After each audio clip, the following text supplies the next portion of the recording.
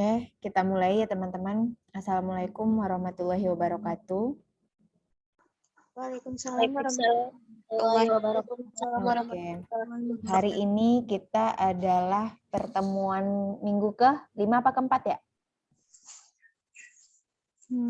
Minggu ke-5 ya?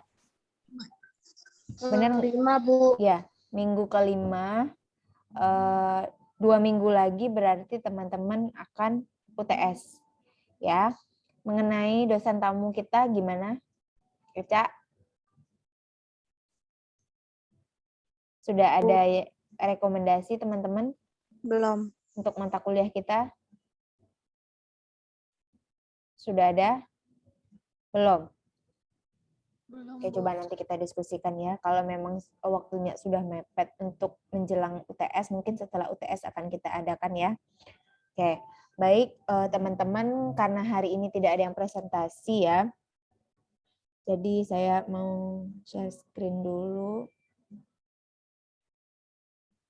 Nah, sekarang kita sudah masuk minggu ke-5 dengan topik pengembangan profesionalisme guru ya.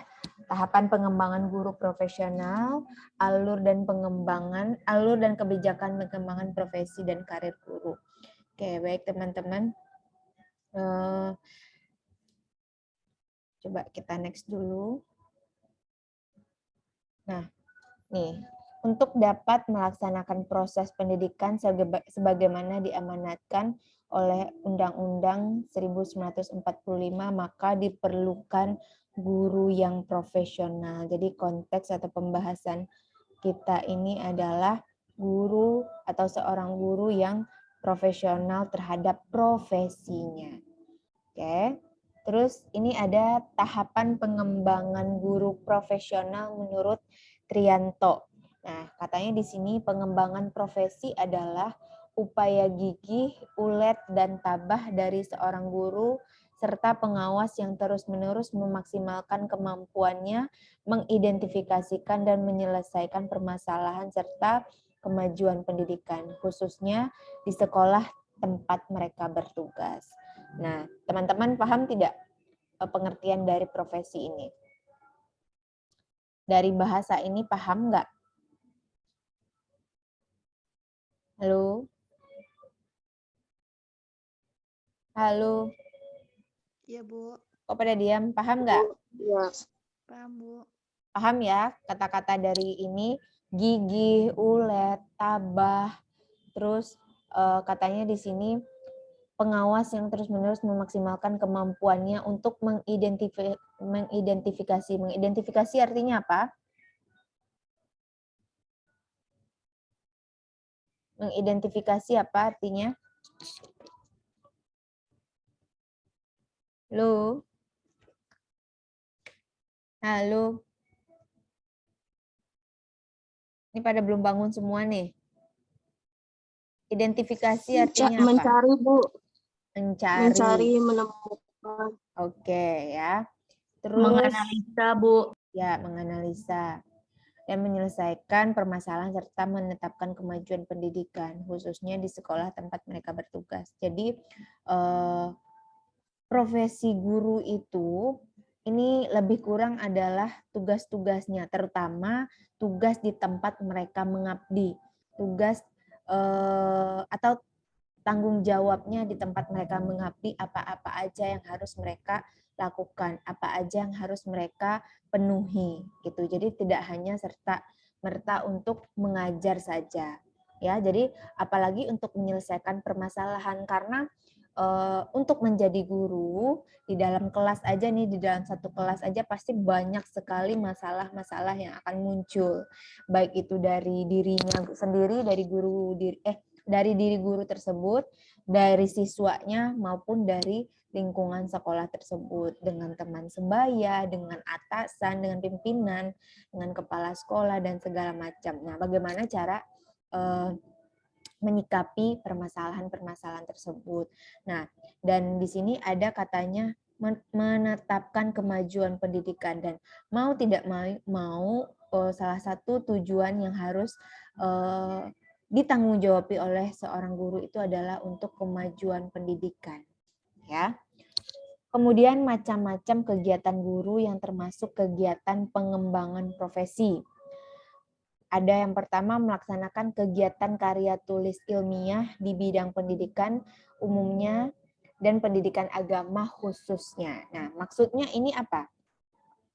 Jadi salah satu kan ini macam-macamnya. Salah satunya adalah kegiatan menulis karya ilmiah. Nah, pada umumnya dan khususnya di pendidikan agama. Maksudnya apa? Karya ilmiah apa yang dilakukan oleh guru? Kegiatan yang seperti apa? Kalau guru biasanya tuh karya ilmiahnya seperti apa, teman-teman? Jurnal penelitian. Halo? Bu. Halo? Ya, Bu. Kalau guru karya ilmiahnya seperti apa? Karya tulisnya apa aja contohnya? Jurnal penelitian, Bu. Jurnal ya, mungkin kalau sekarang ya termasuk ya, karena sekarang yang menulis jurnal itu, kalau dulu yang menulis jurnal itu kan adalah para peneliti, khususnya itu biasanya sih kebanyakan pada umumnya dosen ya untuk riset.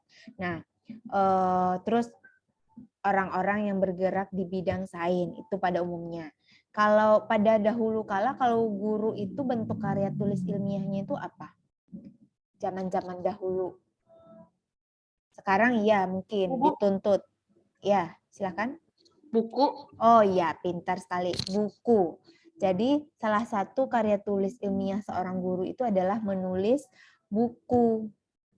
Menulis mungkin novel, menulis cerpen, ya kan?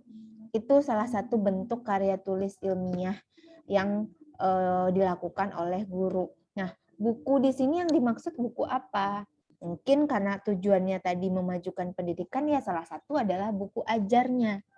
Ya, misalkan Eca guru bidang studi IPS, ya otomatis karya tulis yang akan ditulis Eca adalah buku-buku yang berhubungan atau yang berkaitan dengan bidang keilmuan Eca.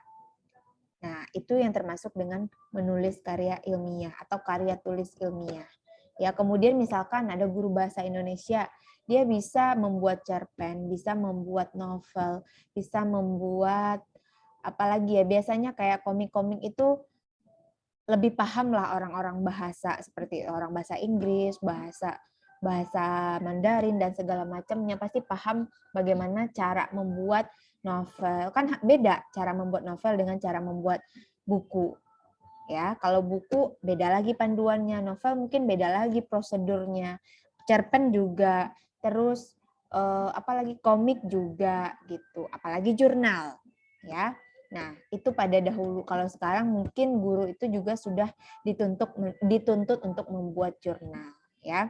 Dan yang pasti guru tersebut menulis karya ilmiah atau karya tulis ilmiah yang dilakukannya itu adalah pasti sesuai dengan bidang keilmuannya gitu.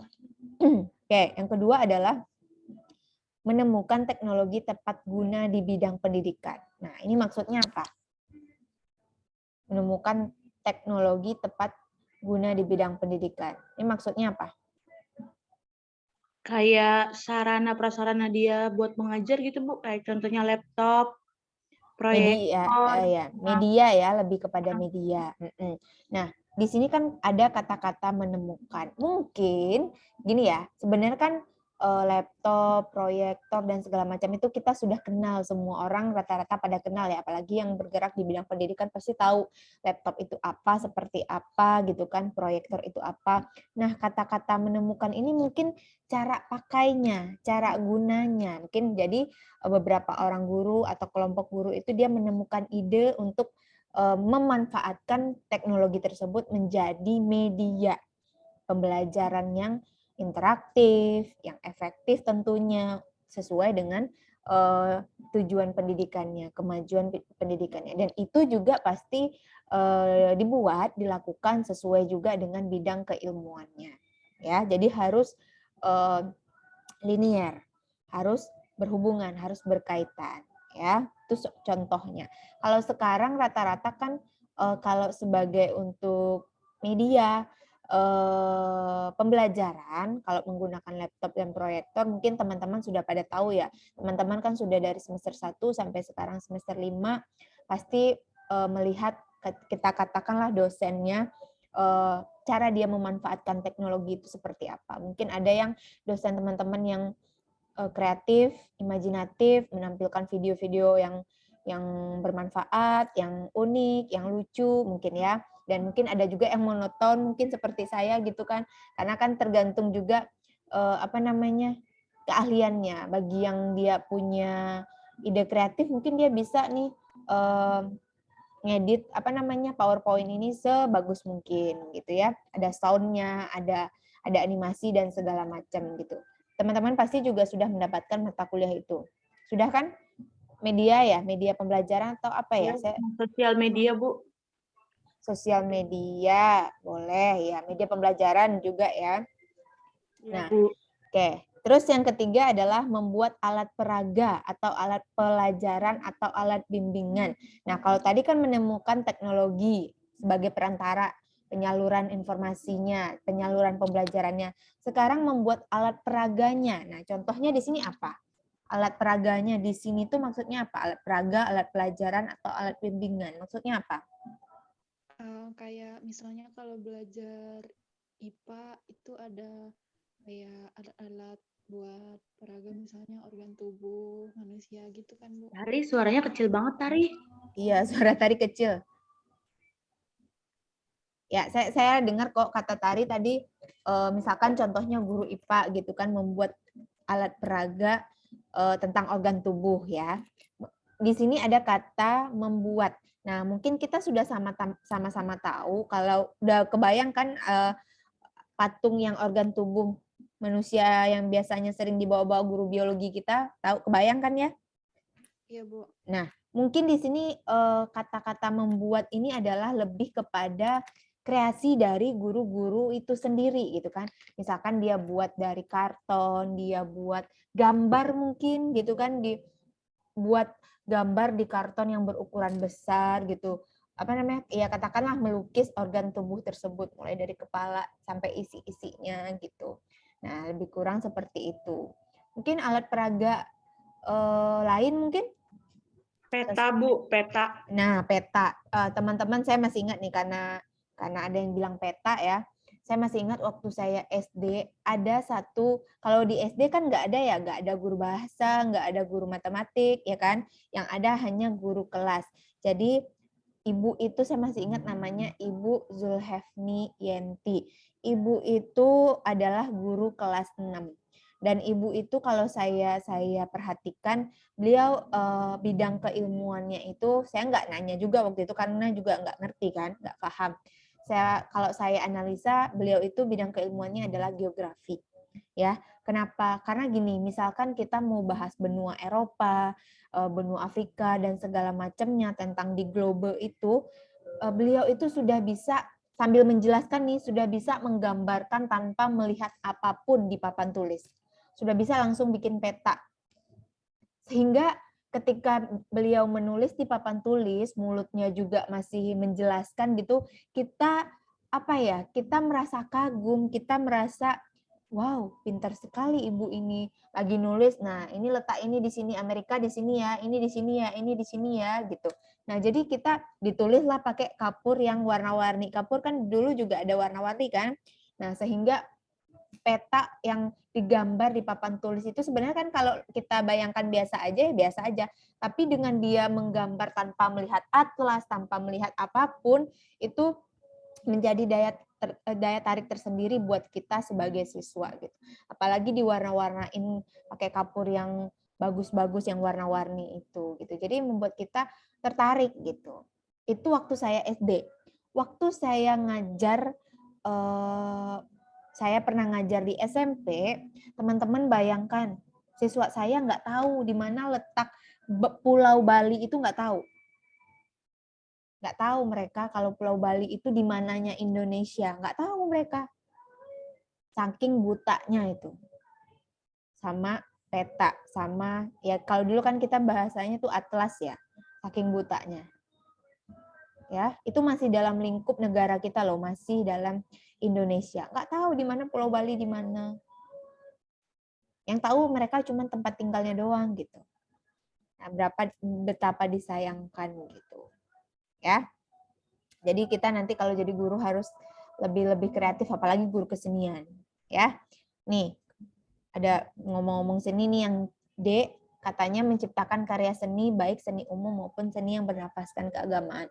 Nah ini banyak teman-teman juga pasti sudah banyak yang melakukan. Saya lihat ya karena kan di kampus kita juga ada beberapa organisasi-organisasi di bidang seni, baik itu yang bernafaskan keagamaan maupun yang tidak gitu.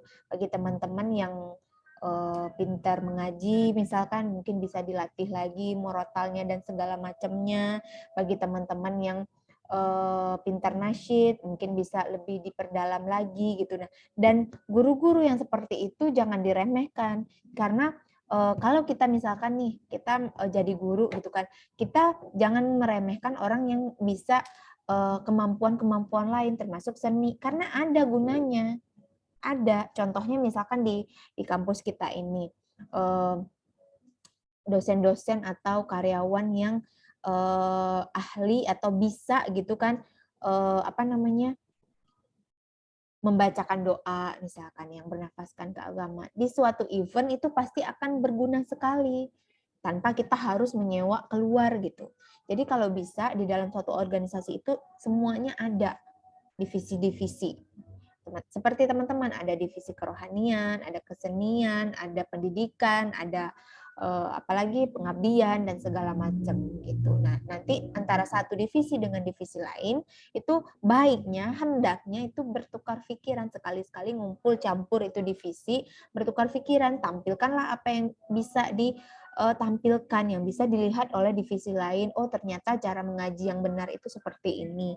Oh, ternyata cara melakukan pengabdian itu seperti ini. Oh, ternyata cara baca doa itu seperti ini. Seperti itu kira-kira. Ya, jadi jangan mentang-mentang kita sudah menjadi guru, kita tidak punya apapun, tidak punya keahlian apapun. Ingat teman-teman, kalau untuk menjadi guru itu kan sebenarnya prosesnya adalah teman-teman memahami teori dan praktiknya, ya kan? Nah, kalau menurut saya itu pada saat zaman sekarang, teman-teman bisa pelajari sendiri tanpa harus mendengar atau mendapatkan informasi dari saya atau dari dosen-dosen yang lain. Kenapa saya sampaikan seperti itu? Teman-teman bisa searching sendiri, bisa nonton YouTube cara menjadi guru yang baik itu seperti apa aja yang harus dimiliki oleh seorang guru yang dikatakan guru profesional itu gitu. Nah, tapi untuk pengaplikasiannya itu tidak bisa gitu. Jadi teman-teman tetap harus belajar dari lingkungan, dari apa yang sudah terjadi dari pengalaman. Pengalaman itu bukan hanya dari pengalaman diri kita sendiri, dari orang lain juga pengalaman gitu. Dari siapa saja. Dari yang muda sekalipun dari kita.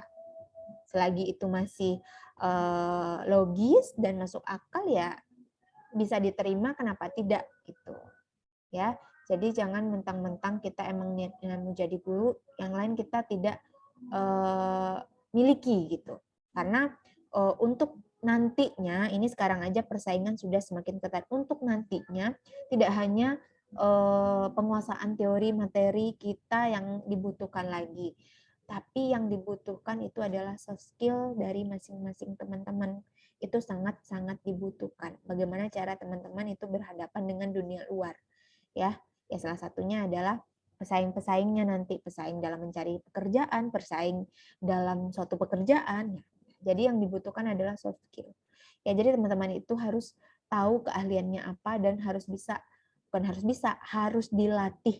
Ya, kalau memang sekarang teman-teman yang bisa mengenali kemampuan diri teman-teman itu adalah teman-teman sendiri, ya, diri kita sendiri, kemampuannya apa ya dilatih. Misalkan sekarang ada kemampuan lain sambil kuliah ya silahkan tetap dilatih gitu karena nanti akan sangat-sangat berguna terutama buat diri kita sendiri gitu ya. Kemudian yang terakhir tahapannya adalah mengikuti kegiatan pengembangan kurikulum. Nah, ini sudah pasti ya yang namanya guru pasti ketika ada pelatihan-pelatihan terkait kurikulum ketika ada MGMP, ketika ada rapat-rapat rutin dan segala macamnya, ya lebih baik ikut serta karena contohnya kurikulum aja bisa berubah berapa tahun sekali gitu. Nah, perubahannya itu bagaimana dan penerapannya seperti apa sampai banyak juga kan setiap ada perubahan kurikulum semuanya jadi pusing ya. Jadi karena harus bersosialisasi dengan kurikulum yang baru lagi, bagaimana nih cara penerapannya sebelum diterapkan kepada siswa dan segala macamnya pasti harus dipelajari dulu. Nah, pasti harus difahami dulu, dikuasai dulu. Sama halnya seperti teman-teman mau presentasi, nggak serta-merta kan teman-teman ambil bahan terus dipresentasikan. Enggak, nanti sama jatuhnya teman-teman hanya membaca. Tapi kalau mau presentasi itu dibikin bahannya, dicari materinya, terus dipahami dulu, baru presentasi. Sebenarnya kan yang nama presentasi itu yang ditulis di PowerPoint itu kan adalah inti-intinya saja. Nanti penjelasannya lah yang akan teman-teman presentasikan sesuai dengan pemahaman yang ada, sesuai dengan pemahaman yang telah teman-teman baca gitu. Oke, sampai sini ada pertanyaan? Sampai sini ada pertanyaan? Enggak ada, Bu. Nggak ada, lanjut ya.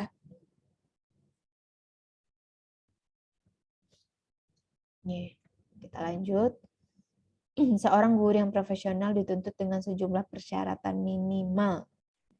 Nih, memiliki kualifikasi pendidikan profesi yang memadai, ya, itu pasti. Nah, kalau untuk sekarang, kalau untuk menjadi guru itu cukup ya dengan SPD, gelar sarjana itu bisa ya untuk menjadi guru. Tetapi untuk beberapa tahun ke depan kita nggak tahu ya, karena sekarang sudah banyak sekali guru yang menempuh pendidikan S2. Jadi kualifikasi pendidikannya sudah semakin jauh lebih baik ya. Kalau dulu kan nggak, mungkin dulu SPG ya sudah bisa jadi guru. Zaman-zaman orang tua kita dulu udah bisa jadi guru. Kalau sekarang harus sarjana. Nah, mungkin beberapa tahun lagi untuk jadi guru sudah harus S2, bisa saja kan. Nah, karena sekarang sudah banyak sekali guru-guru yang sedang menempuh S2. Mungkin juga dosen nanti, kalau sekarang kan minimal untuk jadi dosen itu adalah kualifikasi pendidikannya itu S2. Bisa saja beberapa tahun lagi harus S3. Jadi kalau nanti harus S3, saya udah nggak bisa lagi jadi dosen. Saya harus S3 dulu baru bisa jadi dosen. Gitu, bisa saja. Karena kan peraturan ini berubah-ubah terus ya. Cuman kita sebagai guru, sebagai dosen harus mempersiapkan itu, harus memikirkan hal itu, harus sampai ke situ pikirannya gitu. Karena seiring perkembangan zaman semuanya pasti akan berubah ya. Kalau dulu kalau nggak salah itu Tendik itu bolehlah tamat SMA kalau nggak salah ya. Terus beberapa tahun yang lalu saya pernah dapat informasi kalau Tendik yang SMA nggak mau lanjut kuliah S1 akan dipensiunkan dini walaupun mereka sudah PNS. Ada tuh saya dengar informasi seperti itu. Nah, jadi kualifikasi pendidikan itu adalah salah satu syarat ya.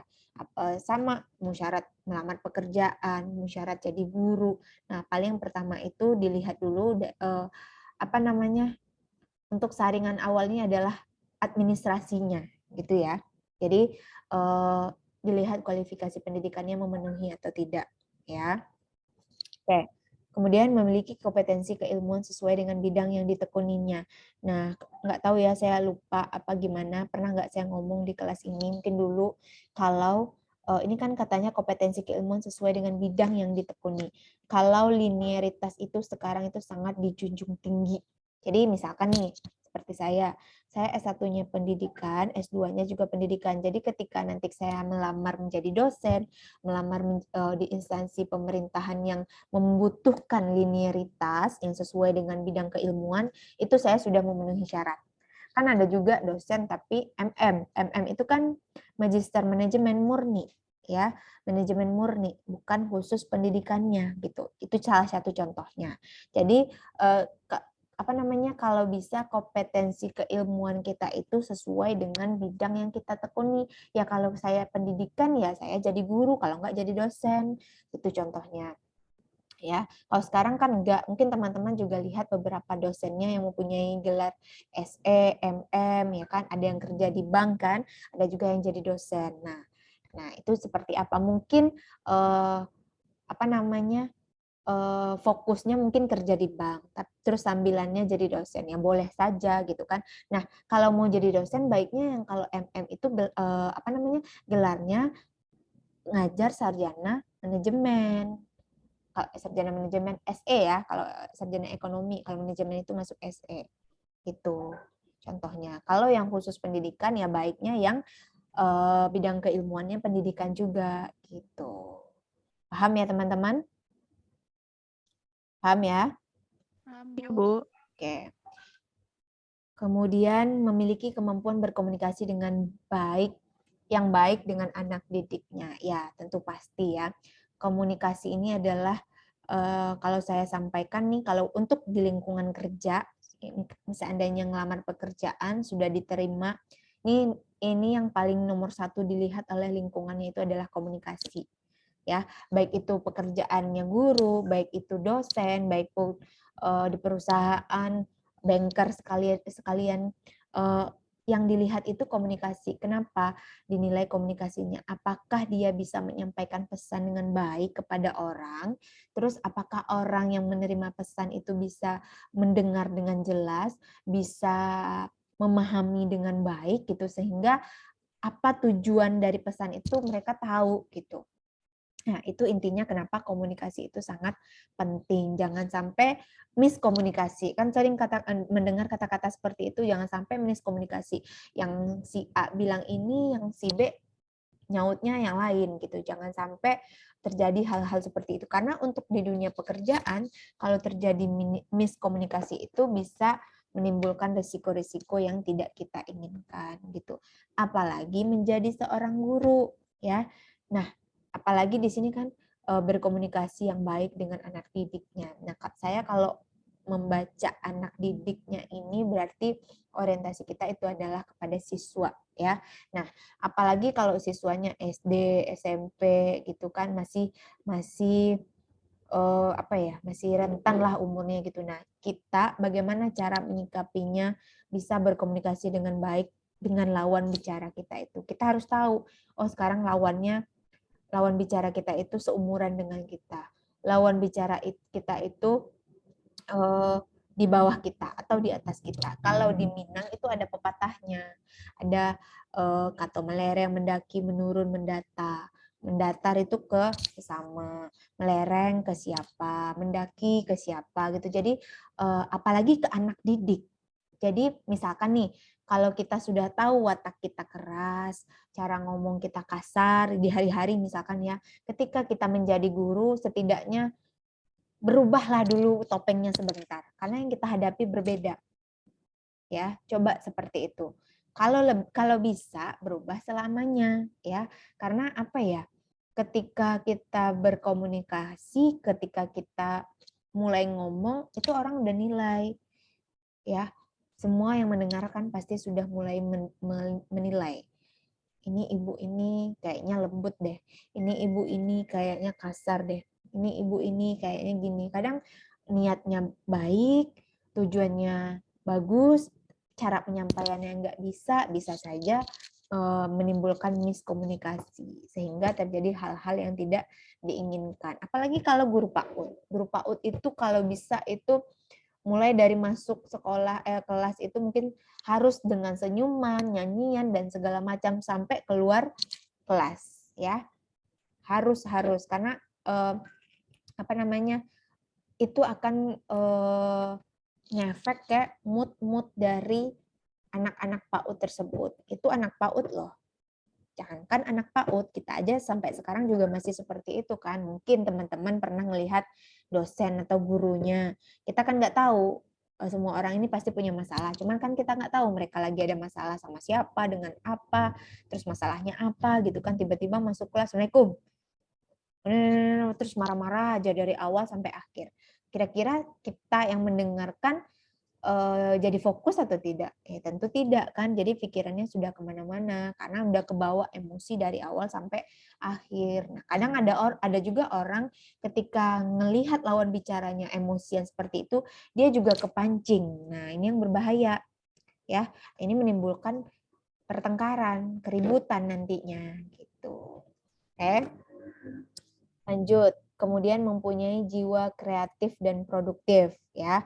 Sudah pasti guru tersebut sangat dituntut mempunyai jiwa kreatif dan produktif. Seperti yang saya sampaikan tadi, bukan hanya dalam hal berkomunikasi, untuk kreatif dan produktif sangat-sangat penting, apalagi di siswa PAUD nih, sangat-sangat penting. Kalau misalkan cara mengenalkan huruf kepada anak misalkan. Kalau caranya cuma ditulis di papan tulis huruf A, B, C sampai Z gitu kan, gitu aja setiap minggu. Ya, anak-anaknya juga pasti akan bosen gitu kan, gimana caranya mereka mau memahami dengan baik, tapi yang ada mereka bosen. Nah, kita harus kreatif. Ya udah, yang pertama ditulis di papan tulis, misalkan secara manual, terus di hari berikutnya dibuat dalam bentuk kartu gitu. Kemudian di hari berikutnya ada balok yang berbentuk huruf, mungkin apalagi gitu, sesuaikan dengan tingkatan. Karena kan misalkan nih di hari pertama dalam 10 anak itu yang bisa mengenal huruf itu baru 2 orang misalkan. Kemudian tinggikan lagi tingkatan metode belajar kita. Mungkin dengan menggunakan kartu huruf. Nah, dari 2 orang itu bertambah menjadi 5 orang misalkan. Terus di hari ketiga juga seperti itu. Nah, kita sebagai guru juga baiknya seperti itu. Gitu. Ya, harus dituntut kreatif dan produktif. Kemudian mempunyai etos kerja dan komitmen tinggi terhadap profesinya. Iya. Nih, etos kerja dan komitmen tinggi terhadap profesinya, terhadap keguruannya. Harus sangat dilihatkan lah bahasanya. Jadi kalau seorang guru itu kerjanya seperti apa sih, komitmennya seperti apa sih, komitmen dengan dirinya sendiri, dengan lingkungannya, dengan sekolah, dengan pihak-pihak yang berkaitan dengan profesinya. Ya, karena guru itu kaitannya bukan hanya sampai kepala sekolah saja, nanti ada ke dinas pendidikan dan segala macamnya. Jadi akan berkembang terus dan berkembang. Apalagi nanti ketika dia sudah menerima sertifikasi guru, dia sudah PNS dan segala macamnya. Jadi etos kerja dan komitmennya itu lebih luas lagi cakupannya. Oke. Selanjutnya, melakukan pengembangan diri secara terus-menerus melalui organisasi profesi, seminar, internet, buku, dan semacamnya. Ya, ini adalah untuk pengembangan diri. Nah, ini mungkin yang kebanyakan guru-guru sekarang itu pada terlena ya, karena apalagi nih, saya ada cerita dulu waktu masih di kampung, ada seorang ibu-ibu cerita ke orang tua saya rajin deh pergi sekolah. Waktu itu beliau belum PNS. Saya rajin deh pergi sekolah. Saya janji kalau udah pergi sekolah, kalau udah lulus PNS saya nanti begini-begini dan segala macam gitu kan. Pokoknya kalau udah lulus PNS niatnya banyak gitu. Ternyata benar lulus. Tapi setelah lulus dia males, terus kerjanya cuman ngajar udah pulang. Ngajar udah pulang. Ada juga sesekali dia cuma ngambil absen doang pulang gitu kan. Nah, sebenarnya kan itu tidak mencerminkan sikap-sikap guru yang profesional, apalagi sudah sertifikasi, sudah PNS. Nah, jadi jangan mentang-mentang semua tujuan kita tercapai, kita lupa untuk mengembangkan diri kita, mengikuti organisasi profesi, maksudnya yang seprofesi dengan kita ya. Mungkin ada perkumpulan-perkumpulan guru, Ikatan Guru Indonesia, mungkin perkumpulan guru per daerahnya, perkumpulan guru per bidang studi dan segala macam. Kemudian seminar ya. Seminar, internet, buku, dan lain-lain ini yang kita ikuti untuk tujuannya mengembangkan diri ini adalah pasti juga harus sesuai dengan bidang keilmuan kita. Profesi yang diikuti juga, seminar yang kita ikuti juga harus sesuai dengan bidang keilmuan gitu. Oke, sampai di sini ada yang mau bertanya? Ada, Bu. Ya, silakan. Tadi kan Ibu sempat bilang guru yang udah sertifikasi ya Bu. Itu syarat untuk sertifikasi itu bagaimana ya Bu?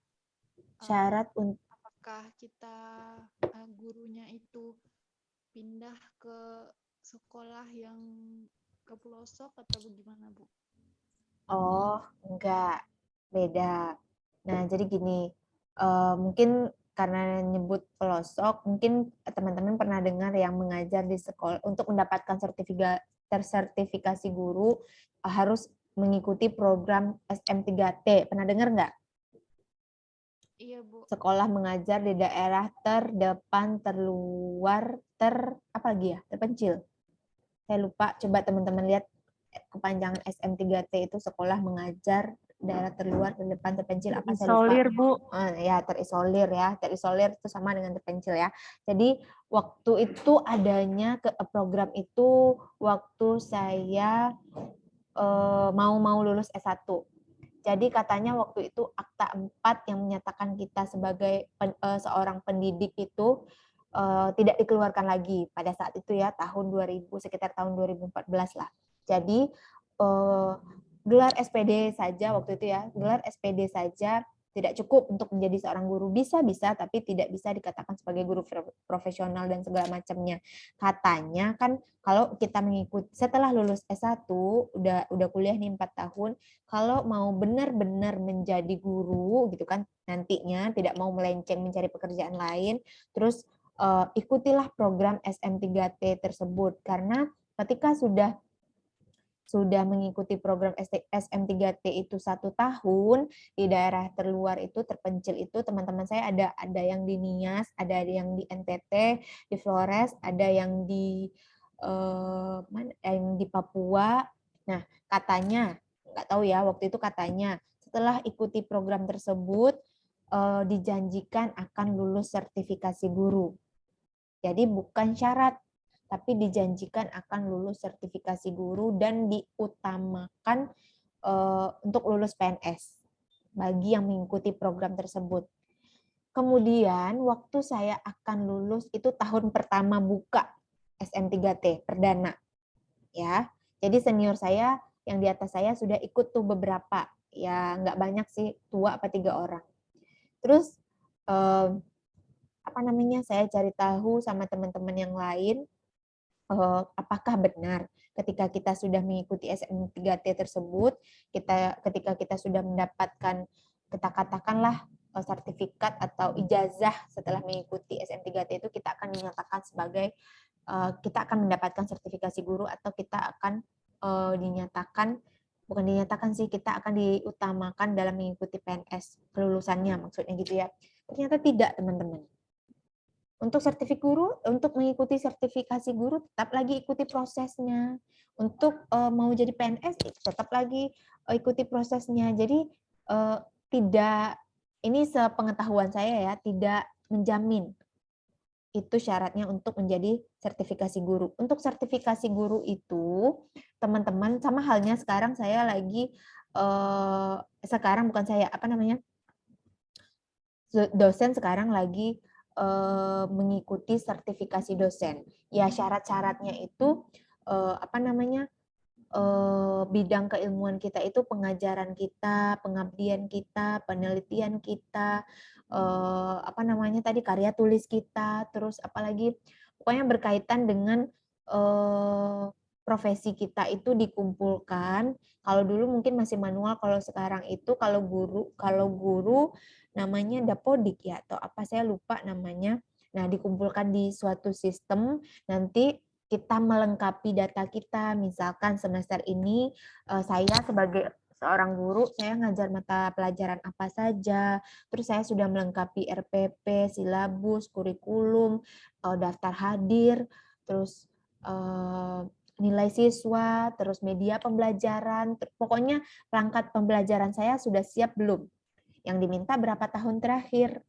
Nah, itu yang akan diajukan untuk menjadi sertifikasi, baik sertifikasi guru maupun sertifikasi dosen gitu. Jadi syarat untuk menjadi sertifikasi guru itu sesuai dengan kelengkapan mengajar kita, apakah sudah sesuai atau belum gitu. Sama, lebih kurang sama halnya dengan kalau di guru mungkin naik pangkat. Mungkin teman-teman yang pernah dengar cerita mamanya mau naik pangkat susah. Karena sebenarnya kalau guru ya, kalau guru atau dosen ketika kita melakukan pembelajaran, ketika kita mengikuti proses dan alur itu dengan benar gitu ya, pasti kita tidak akan kesusahan nanti ketika mau naik pangkat, ketika mau kita sertifikasi, karena semua data kita itu punya gitu. Nah, kalau sebenarnya kan kekurangan kita itu tidak mau menyimpan data buat file itu. Ternyata suatu saat dibutuhkan untuk naik pangkat, untuk sertifikasi. Nanti pada saat waktunya tiba kita kewalahan. Nah, itu maksudnya. Jadi SM3T itu tidak menjamin seseorang bisa untuk sertifikasi guru atau untuk menjadi PNS atau untuk menjadi guru profesional, tidak menjamin. Ya, tidak menjamin, tidak semuanya ya. Itu Tari. Mungkin Tari ada saudara kali ya yang mengikuti SM3T? Enggak, Bu. Waktu itu pas kelas 3 SMA, jadi ada salah satu guru yang itu dekat banget sama Tari gitu kan. Dia masih muda gitu, jadi dia mau pindah sekolah karena itu alasannya. SM3T? Iya. SM3T itu dilaksanakan cuma 1 tahun. Kecuali ya, teman-teman bayangin, SM3T itu daerahnya itu kita benar-benar ditempatkan di daerah-daerah yang terisolir, sangat-sangat terisolir. Apalagi teman saya yang dapat di Flores itu, tahu nggak teman-teman? Nggak ada listrik, nggak ada internet, ada perjanjian, ada kesepakatan. Sekalipun orang tua kita meninggal, kita tidak boleh pulang sampai selesai. Dulu SM3T-nya 1 tahun. Ada perjanjian-perjanjian yang mengikat, tapi kita dibiayai oleh pemerintah. Nggak ada listrik, nggak ada internet, nggak ada tempat belanja jauh gitu. Jadi benar-benar kita melakukan pengembangan diri kita untuk menyesuaikan dengan daerah-daerah tersebut. Kita benar-benar mendidik dan mengajar di sana itu benar-benar fokus gitu kepada anak-anak di sana itu. Ada di Papua pun ada teman saya waktu itu. Nah, jadi gitu ya teman-teman. Ada pertanyaan lagi nggak?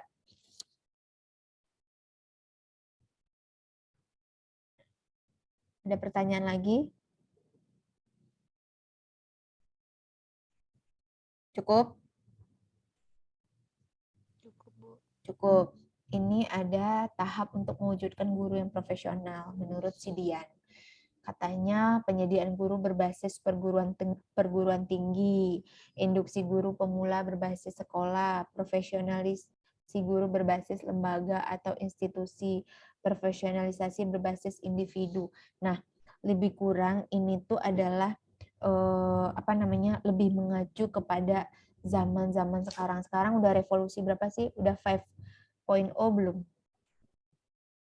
Belum, menuju ya.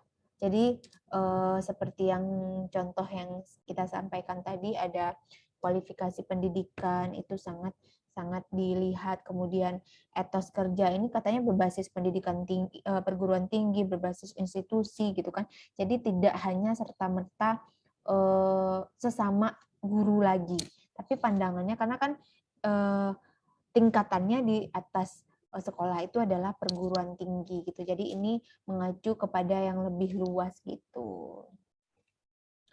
Oke, terus ini alur pengembangan profesi dan karir guru berdasarkan Undang-Undang Nomor 14 Tahun 2005 tentang guru dan dosen, pasal 32 ayat 2 katanya bahwa pembinaan dan pengembangan profesi guru meliputi pembinaan kompetensi pedagogik, kepribadian, sosial, dan profesional. Sementara pada ayat 4 bahwa pembinaan dan pengembangan karir guru meliputi penugasan, kenaikan pangkat, dan promosi. Kalau yang ayat 2 ini teman-teman sudah paham semua ya, kompetensi-kompetensi yang dimiliki oleh guru, ada pedagogik, kepribadian, sosial, dan profesional. Nah, ini bukan guru ya, tapi guru dan dosen. Kemudian yang keempat itu ada penugasan, kenaikan pangkat, dan promosi. Mungkin lebih kepada promosi jabatan ya. Oke. Kemudian kelihatan nggak? Kelihatan nggak teman-teman? Kelihatan, Bu. Kelihatan ya, nih lingkup profesi guru yang pertama ada mata pelajaran, guru kelas, guru BK atau BP, terus guru dengan tugas tambahan sebagai kepala sekolah, guru dalam jabatan pengawas satuan pendidikan, paham kan teman-teman? Jadi guru itu ada guru mata pelajaran, misalkan saya guru mata pelajaran ekonomi, IPS misalkan kalau di sekolah ekonomi adanya di SMA aja ya, guru mata pelajaran bahasa Indonesia, guru kelas itu mungkin adanya di SD, ya kan? Karena di SD itu tidak mengenal guru matematik, guru yang mungkin kalau di SD itu yang dipisah guru olahraga, guru agama, guru kesenian, guru apa lagi ya? Bahasa Inggris, Bu. Oh iya. Indonesia Guru juga. bahasa Inggris. Indonesia juga dipisah. Saya nggak tahu kalau sekarang. Enggak, Bu. Enggak kan? Ya, seingat saya sih guru olahraga, agama, kesenian. Campur tema. Oh, kurikulum baru ya. Oke. Terus guru BK atau guru BP. Nah, teman-teman pasti tahu ini semua ya. Apa ada yang langganan ke sini nggak? Ke guru BK atau guru BP waktu semasa sekolah? Ada, Bu. Ada. Apa tuh? Dia ada dua nih langganannya. Langganan yang positif atau langganan yang negatif? Dua-duanya, Bu. Dua-duanya. Dita boleh sharing lah. Langganan yang positifnya apa, yang negatifnya apa? Kalau saya sih dulu sama guru BK, saya mulai dari yang positif dulu ya Bu ya, yang baiknya dulu. Kalau yang baiknya itu paling ketika kan saya dulu kan akademiknya tuh kan bisa dikatakan tuh ya jongkok lah gitu lah Bu. Maksudnya Terus? udah ujian remedial lagi gitu. Makanya guru matematika saya dulu tuh pernah ngejulukin saya tuh kayak, kamu tuh bener-bener ya suka banget dapat nilai 0 gitu. Itu sering banget Bu. Makanya akhirnya saya konsultasi sama guru BK, akhirnya dikasih solusi. Akhirnya dipanggil orang tua saya, dikasih solusi. Itu negatif dong, Dita. Enggak Bu, jadi ada solusinya gitu Bu, bukan kayak diomelin gitu sih Bu, lebih di-treat lebih baik itu. Kalau negatifnya ada yang lebih parah lagi apa Bu. Tuh? Cabut? Saya pernah manjat pagar di sekolah. Oh, iya. Anarkis ya? Iya, itu yang paling parah sih. Sama kalau dulu kan di sekolah saya harus pakai sepatu itu yang benar-benar sepatu sekolah gitu, yang nggak boleh full black. Nah, saya pakai full black, terus sepatu saya sebelah dibakar sama guru saya itu. Oke. Gitu Oke, sih, luar Bu. biasa pengalamannya ya. Iya Bu, tapi saya nggak pernah cabut sekolah Bu, 12 nggak tahun. Pernah. Ya, kalau saya nggak begitu ini ya sama guru BP atau guru BK waktu saya sekolah. Cuman saya agak kenal dan lebih dekat ke guru BP itu waktu akhir-akhir mau lulus SMA. Ada mahasiswa undangan, masih ingat nggak? Sekarang kan namanya bukan undangan ya, mahasiswa apa namanya sekarang? SNMPTN. Nah, ya itu doang dekatnya. Habis itu udah nggak ada lagi. Oke, yang lain ada nggak? Ada, Bu. Apa tuh? Bu, saya mah deket guru BK karena jualan, Bu. Oke, nggak apa-apa. Dulu pernah itu, Bu, dilabrak sama kakak kelas, terus kakak kelasnya nuduh kita. Kan waktu SMP ya, Bu. Di SMP itu geng-gengan gitu. Nah, SMA juga masih. Kuliah juga. Terus kakak kelasnya tuh kayak iri gitu kan sama gengnya tadi. Jadi dituduh gitu apa tuduhannya. Terus kita masuk BK bareng-bareng gitu. Nggak apa-apa ya. Jadi pelajaran, jadi pengalaman ya. Yang sudah berinteraksi, yang sering berinteraksi dengan guru BK. Jadi guru ketika dipanggil BP, dipanggil BK, itu bukan hanya hal-hal negatif ya, tapi hal positif juga banyak ya. Mungkin mau dikasih beasiswa, dicariin beasiswa dan segala macam mungkin kan. Oke, terus guru dengan tugas tambahan sebagai kepala sekolah. Nah, ini saya rasa teman-teman tahu. Kemudian guru dalam jabatan pengawas satuan pendidikan, pengawasnya kepala, di atasnya lagi, kok ada yang bermasuk? Di atasnya kepala sekolah gitu. Ya, siapa yang bermasuk? Saya tadi kelempar, Bu. Oh, kelempar. Oke. Ya. Kalau pengawas itu yang diawasinya itu adalah kepala sekolah, ya. Mereka juga guru, tapi sudah kalau di tingkat perguruan tinggi, pengawas itu disebut dengan asesor, ya. Lebih kurang seperti itu. Oke. Kemudian ini kelihatan kecil banget tulisannya. Kelihatan ya. Alur pengembangan profesi dan karir guru tersebut digambarkan sebagai berikut.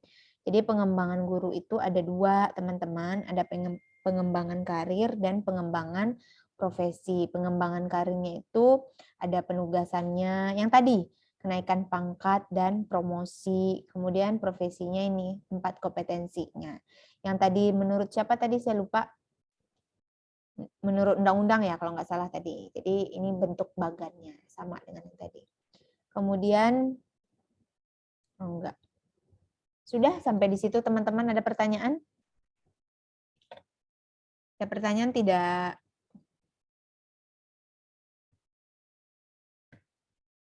Halo. Cukup, Bu. Cukup apa nih? Cukup jelas, cukup apa nih? Cukup mengantuk. Enggak, Bu, cukup jelas, Bu. Cukup jelas ya. Jadi intinya teman-teman, kenapa ini harus teman-teman pahami, karena nanti teman-teman akan terjun. Nanti pada saat PPL akan berasa, jadi guru itu seperti ini. Berhadapan dengan siswa itu seperti ini. Coba deh nanti pas PPL, berdiri di depan kelas sendiri, berdiri gitu kan, lihat ke semuanya. Kelihatan semuanya. Ingat dulu waktu kita sekolah, mau tangan kita ke dalam laci, ke bawah meja, ke belakang, itu sangat-sangat sekali kelihatan. Meskipun kita duduk di depan. Kelihatan. Mungkin dulu ada yang sambil makan, buka tasnya dikit, saya juga pernah ya, sambil makan, terus buku dibuka begini, terus tidur, ada juga, kelihatan semuanya. Profesi guru itu profesi yang sangat asik loh.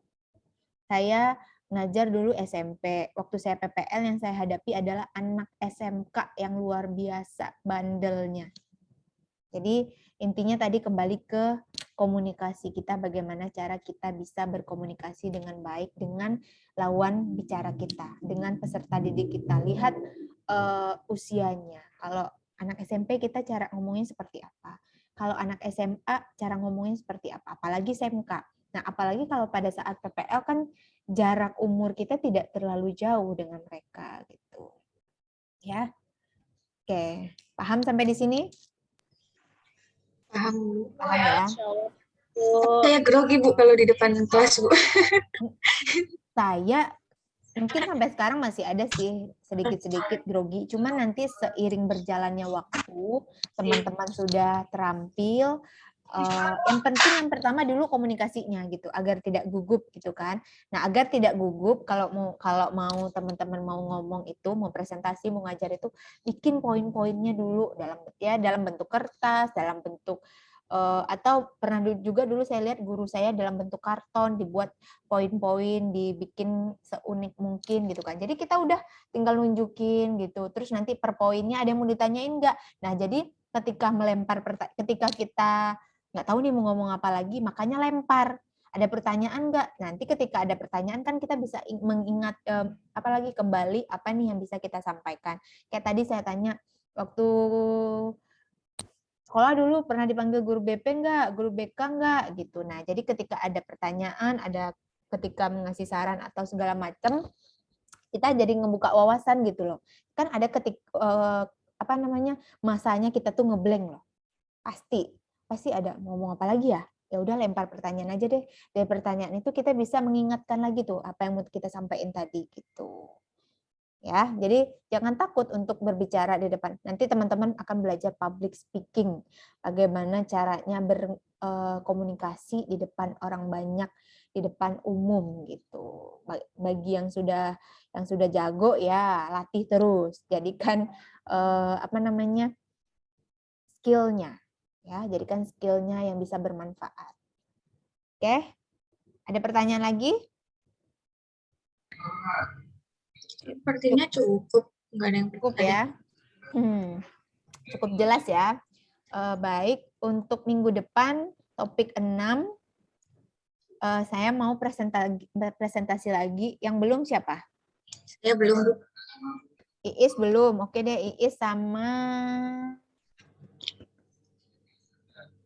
Maria Angelina Diu udah belum? Belum, Bu. Oke, berdua ya, topik 6 ya. Iya, Bu. Tentang esensi dan prinsip peningkatan kompetensi. Sebenarnya yang kita bahas itu aja semuanya. Kompetensi dan karir guru, serta jenis program pendidikan dan pelatihan guru. Oke? Ya, Bu. Ya, untuk minggu depan itu pembahasannya mohon disiapkan buat yang akan presentasi. Baik, kalau sudah tidak ada pertanyaan, mungkin saya cukupkan sampai di sini untuk pembelajaran kita hari ini ya. Baik, saya akhiri dengan wassalamualaikum warahmatullahi wabarakatuh.